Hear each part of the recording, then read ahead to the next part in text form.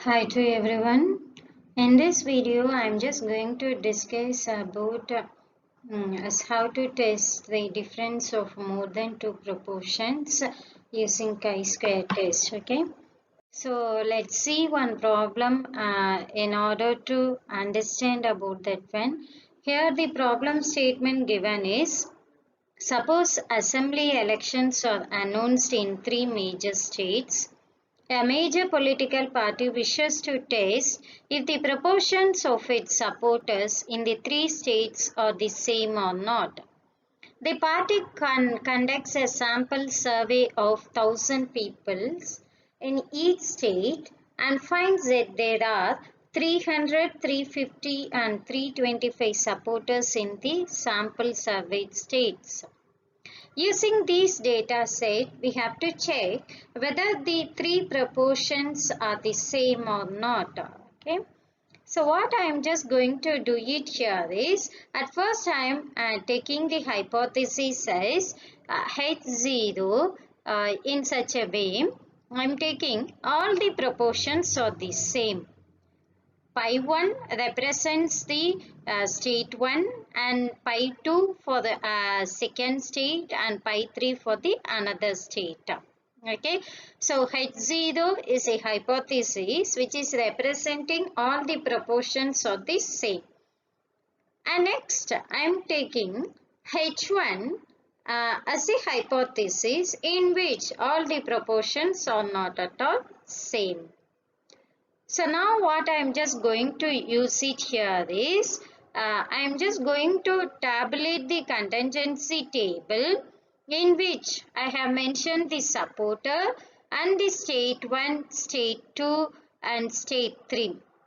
Who are all the supporters who is supporting that political party in the state 1, as they have given in the question itself 300, and in the state 2 350, so it has been mentioned here, and say for the state 3 425 which was mentioned here.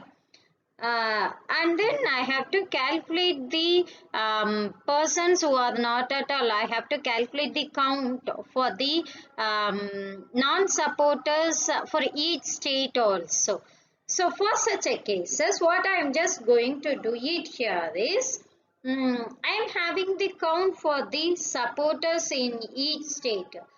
Say for example, 300 for state 1 and 350 for state 2 and 425 for state 3. And in the question itself, they have given clearly as a sample survey of 1,000 people in each state, right? 1,000 people in each state means they have collected samples of 1,000. Okay, so the sample size is 1,000. Among 1,000, we got 300 as the supporters means. So we have to calculate the rest of the peoples, those persons which will be considered as the count for the non-supporters. For example, here we are taking the count for the state 1. For example, we can take the count for the state 1. 3,000 minus 300 means we will get 700. And in the same way, we can calculate it for 1,000 minus 350. And here also 1,000 minus 425. So in such a way, we can calculate it so as to count the number of non-supporters for each state. So the contingency table after doing those calculations is, the supporter, we are having the supporter who is saying is, and there are some other people who will be called as non-supporters, so which was mentioned here as no. Okay, for the state 1, the non-supporters are 700, and for the state 2, non-supporters are 650, and for state 3, it's 575. Okay. So next, what I'm just going to do it here is, I'm just going to calculate the test statistic. The test statistic formula for the chi-square distribution is sum of all cells of that is summation of Oij minus Eij whole square divided by Eij. What is mean by Oij and Eij means Oij, it's nothing but the observed frequency of the cell in the ith row and the jth column. And Eij, it's nothing but the expected frequency of the cell in the ith row and jth column. So we can say Eij as the corresponding row total into corresponding column total divided by grand total. Okay, so what I'm just going to do it here means I'm just going to calculate the expected I'm just going to calculate the expected frequency. But before calculating that expected frequency, I would like to tell you the two conditions to be followed here. Okay, so what are all the two conditions means we have to calculate the degrees of freedom. Okay, so whatever the test statistic may be, but it follows a chi-square distributions with r minus 1 into c minus 1. It's nothing but the degrees of freedom that you are going to calculate it based on the two conditions. One is the total sample size if it is large. For example, it may be more than 50. Okay. And then each cell in the contingency table has expected frequency of at least 5. Okay. So each cell, once again I am saying, each cell in the contingency table has expected frequency of at least 5. Okay. So what we are going to conclude here is while calculating the observed frequencies and comparing that observed frequencies with the expected frequencies, what conclusions we can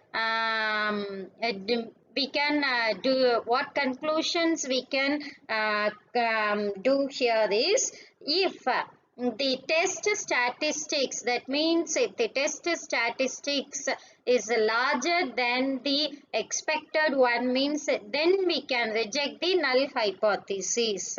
If the computed test statistics is small than the expected frequencies, means then we can accept the null hypothesis. So what we are just going to do it here means we are just going to calculate for the values for the contingency tables by using the rows and C columns, and then we are going to calculate the degrees of freedoms in which we are going to have the considers about the two conditions. One is we are going to consider about the total sample size, and next one is we are just going to have the expected frequency of at least 5 in each cells of the contingency table. Okay, so in such a cases we are just going to compare the computed value with the expected value. If the computed value is larger than the expected value, then we are just going to reject the null hypothesis. If the computed value is smaller than the expected value, means then we are just going to accept the null hypothesis. Okay. So now what I am just going to do it here means I am just going to tabulate the contingency table with the expected frequencies also. So in each cell I am just going to fill the expected frequencies. This you know very well, expected frequencies formula that we have seen earlier itself. Okay. So what we are just going to do it here means we are going to calculate the expected frequency, means we have to make use of the formula row total into corresponding column total divided by grand total. For example, if I wish to calculate the expected frequency for the state 1 means I should calculate the value of 1075. I'm sorry. I will strike this one. I'm writing it here. So 1075 divided by 1075 into 1000 divided by, actually here the value here is 3000. The value here is 3000. Sorry, it's mistake. So here 3000. So if you are calculating this value, you will get 358.33.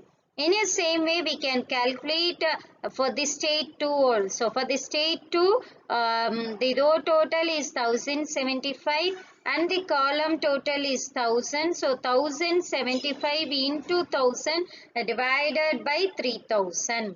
And in the same way, we can calculate the value for this state 3 by calculating 1075 into 1000 divided by 3000. So we are getting 358.33. You may ask me one question as how we have calculated this 1075 here means you please add these three frequencies. For example, what are the frequencies that we are going to add it here is in the question itself they have given the supporters for state 1 as 300 and for state 2 is 350 and for state 3 is 425. Okay, you can add these values and you will get the value of 1075 here. That value only we have entered it here.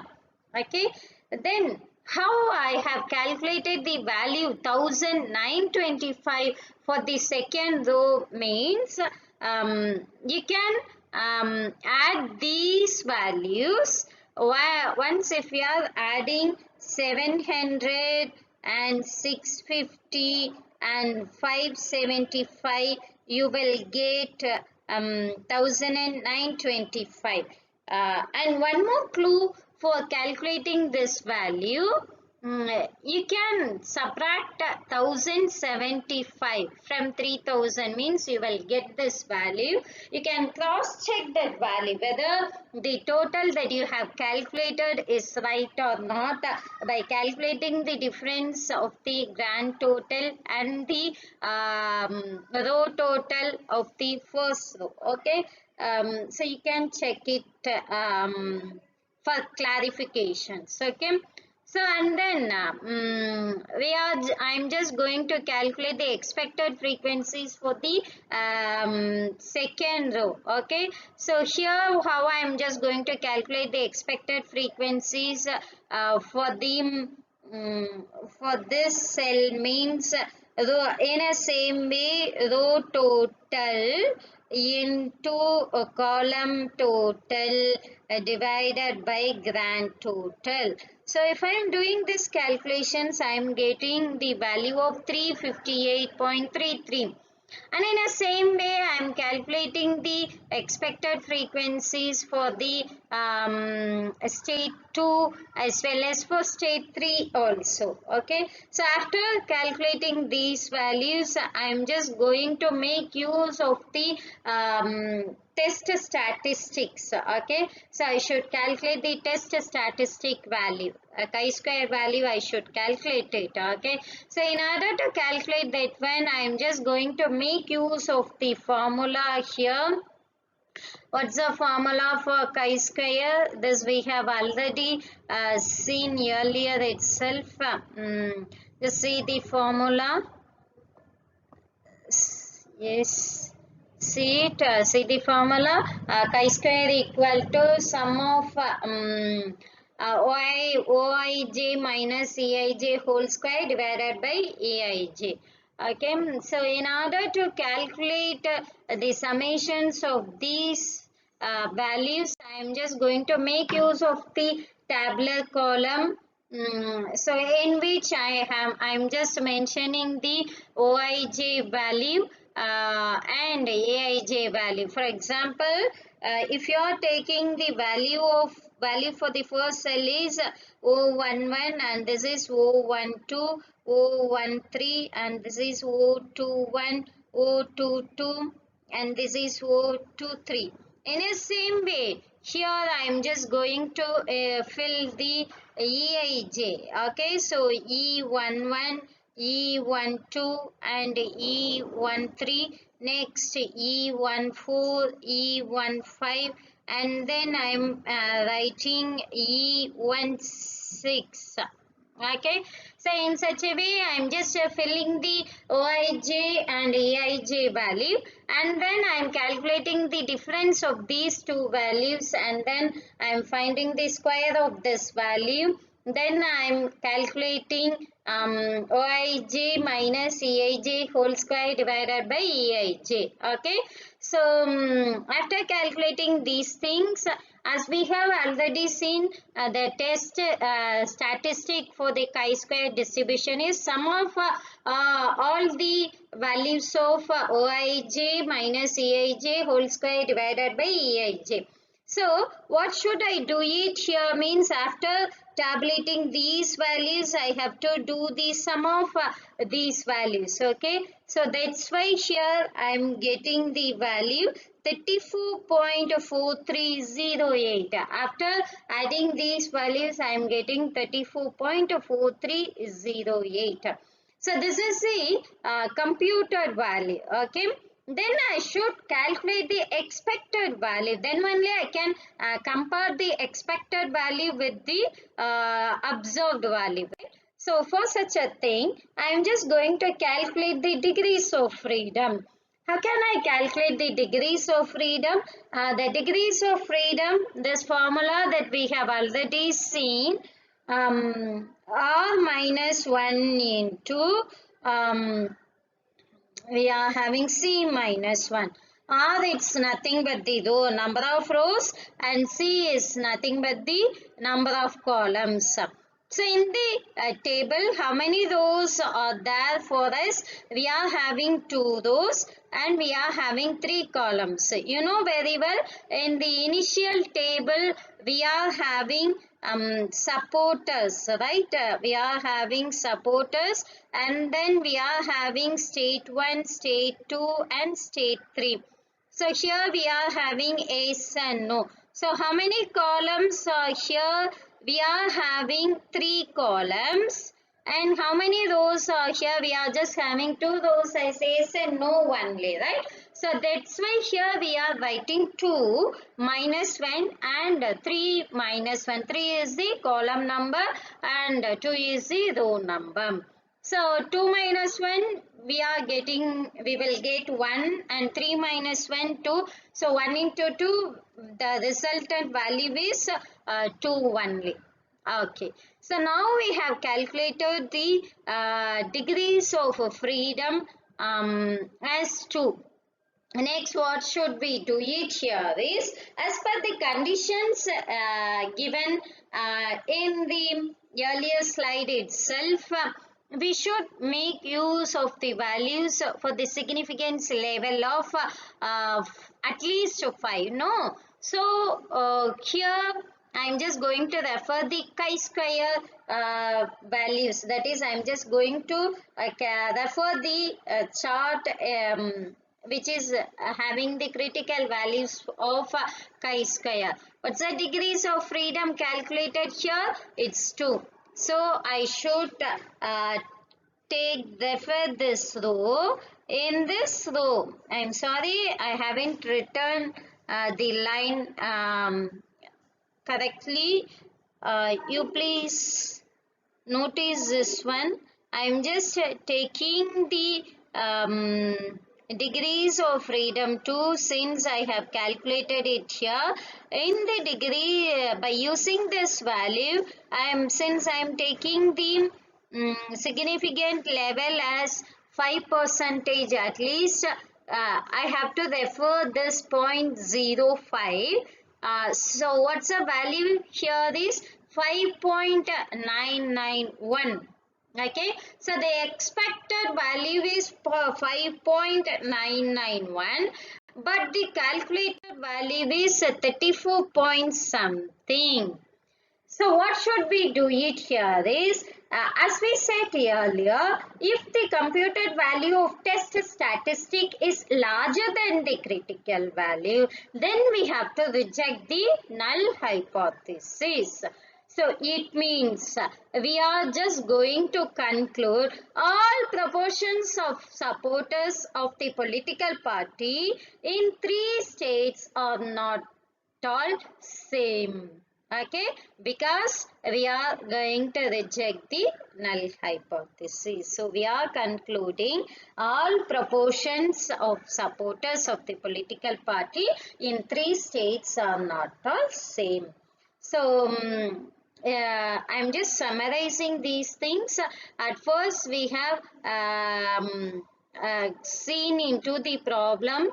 From the problem we are deriving the hypothesis, and then we are drawing the contingency table, then we are calculating the test statistic, and then we are calculating the degrees of freedom.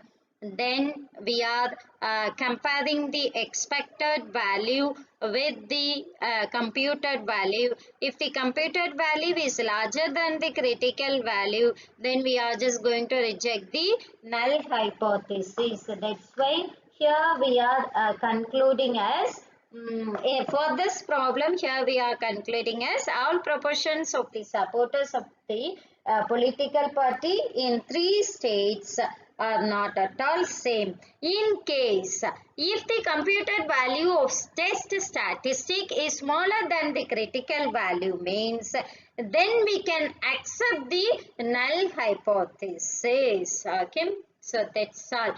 I hope every one of you got a clear idea about this problem. In case if you are having any doubt, kindly post your queries in the comment section. Thank you.